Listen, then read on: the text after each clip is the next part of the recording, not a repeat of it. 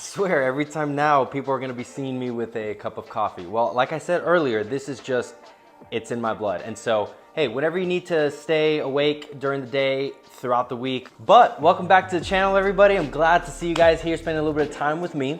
I would have put together a montage video of what this next trick is going to look like, but honestly, it's one of those things that there's a move in there that I'm gonna teach you very in depth to nail the trick really well.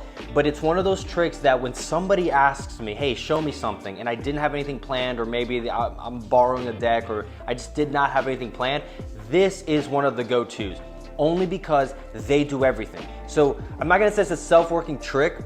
I'm not really a fan of those, but this is one of those where they're handling the entire thing front to back. You handle it for a split second, give it back to them, but you've already set the whole thing up, and in the end, pure, just beauty. Awesome, just because it's amazing and it looks like a purely magical moment. So, I don't know why we're waiting around.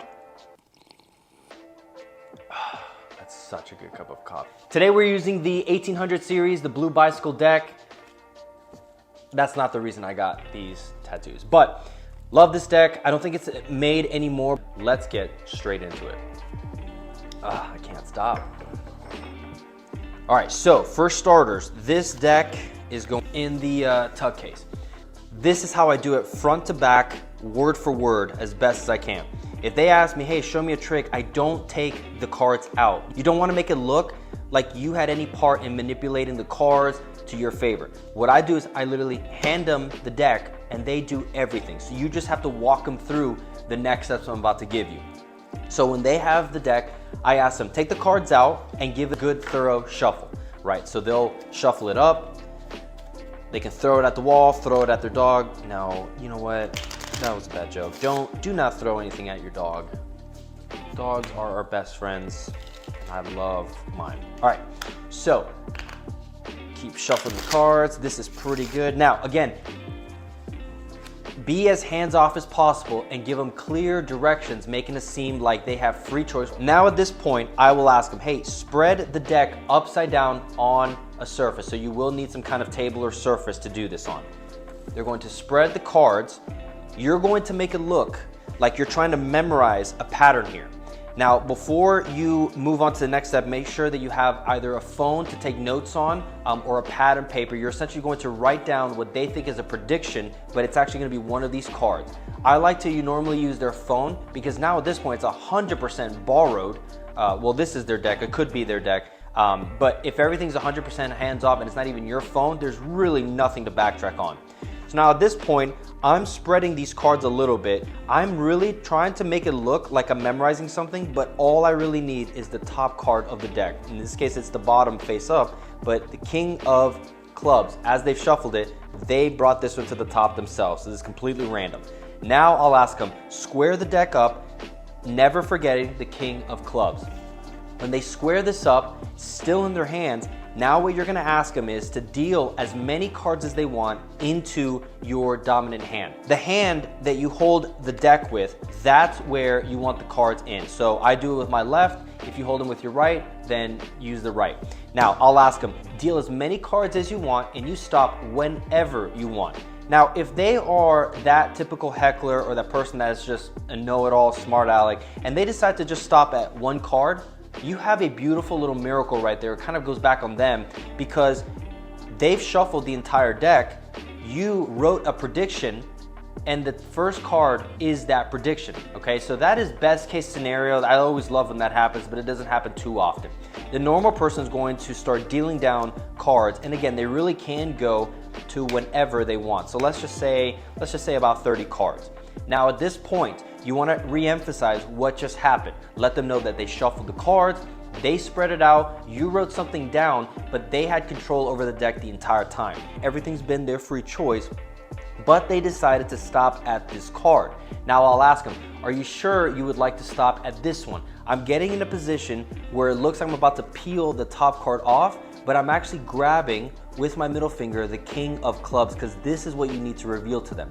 So I'll ask them, hey, is this really the card that you want? They'll say yes, and they'll say, okay. Now, this card is what you decided to stop at. You could have stopped at anywhere else at any point in this packet or this one. and I'll kind of shove them off to the side. What I just did there, let me back up. Here's the king of clubs is at the bottom. I'm making it look like I'm about to grab this card, but at the last second, I pull it away and I just peel essentially this bottom card. You will need to practice this a little bit, but while you're peeling it, turn the entire, don't show this just yet, but turn your entire hand over, and it looks like, even in slow motion, it's a little deceiving, but it looks like it just came from the top of the deck. The reason you want to emphasize this again is because this can look a little fishy. When you take this, separate it, turn this all over, to some people it can look a little off and just kind of not natural. So I'll re-emphasize, are you sure you want to stop at this one? You've gone pretty far here in separating this out. 9 times out of 10, they often say, no, I'm good with this. If they ask to keep going forward, then just say, okay, and I'll kind of, what I'll do is I'll bring this deck back to them. But what I just did there was I put this back underneath, but brought my hand out. So now attention is on this hand while I brought this card back down to the bottom. If they want to keep going, as many cards as you want, but essentially you'll end up back at this spot where you still have them stop at any card and you have the selection on the bottom. Now again, but the maneuver is, you sure you want this card? Yeah, okay, all right. Now you decided to stop at this one. You could have stopped anywhere else here or here, but we're gonna get rid of these for the rest of the trick. Now, you want to keep remaining as hands off as possible. There's still a moment where they could backtrack, so I would say, I would drop it on the table. So at this point then, when I have the phone, I like to actually put the prediction out in view of everybody so they can see, okay, this is what's at stake, this is what's needed. He's got a 1 in 52 chance of getting it right. When they turn over, right next to the prediction, it just sells it really well. And that beautiful number is the any card at any number that I like to, that's funny, that I like to bring out every time somebody decides to ask me for a trick and I'm just not prepared. That's a very easy go-to because, as I said, it's so impromptu and so easy and so natural. You don't have to do any work to prepare. I hope you guys enjoyed that video. That's a fun little one that I like to do pretty much every time I get the opportunity to. If you thought that was a pretty cool trick, feel free to like the video, smash that subscribe button, hit me up in the comments, let me know what you thought. I'm gonna go back to drinking this beautiful cup of deliciousness, and we will see you guys in the next video.